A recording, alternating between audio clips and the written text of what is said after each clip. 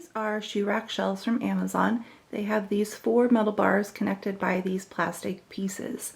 These 4 bars are important because the ears will rest on those center 2 bars. The other nice thing about these shelving units is that they come in different sizes. This one right here is a little bit of a larger one, and so it can hold anywhere from 30 to 40 ears on it. Depending on your space and the weight of your ears, you can stack these up to 8 shelves high. They come in 2 sets of 4, but there's a lot of different varieties that you can get them in. One other thing I do is I take that top piece off and I put it on the bottom of my shelves so my ears are able to hang down and I can fit more in instead of the way it's designed to be for shoes.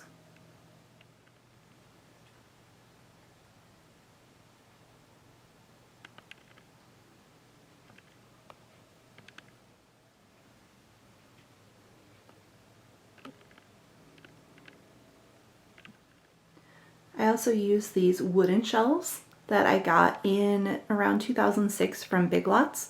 Unfortunately, I can't find them anymore, otherwise I'd probably use them for my entire collection because they're so nice. These are wooden 3-slatted shelves, and the ears fit nicely in them, and they can hold probably about 20 to 30 pairs of ears on each shelf, so they hold maybe a little bit more than the smaller shoe rack, but less than the larger shoe rack.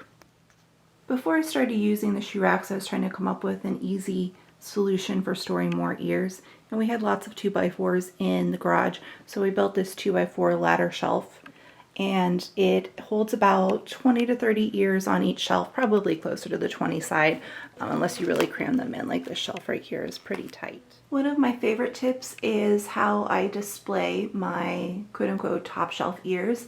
And depending what kind of collection you have or how many ears you have, these can also be good options for you. This headphone stand is the first one I'm going to show you.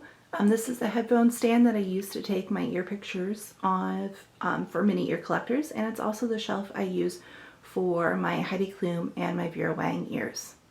The nice thing about this headphone stand is that it comes in different colors, so you can color coordinate it with your ears. So for my Heidi Klum, I got it with a gold accent, and my Vera Wang I got with the black metal accent instead. The price on that one ranges, as of this moment, from probably around $20. It has gone up and down, and depending if you can find it on a warehouse deal. The other stand I use is this headphone and controller stand from Amazon. It has 2 attached shelves on the front and then that top piece, so it can hold 3 pairs of ears comfortably. It also comes with an extra magnetic clip, so if you have several of these, you can flip it around and attach up to 4 pairs of ears on it instead. And that is what I've done with my Coach collection. As of right now, this one has varied in prices anywhere from $15 to $25. And as of right now, it also comes in white. The other thing that's super nice about both of these types of stands is that the bases are heavily weighted, so you don't have to worry about them being wobbly and falling down unless you're too rough on them. One other thing you'll notice when I display these is that the top 2 pairs of ears, I tuck the headband part behind the stand. That way that they have a nice flat laying appearance when they're sitting on the shelves.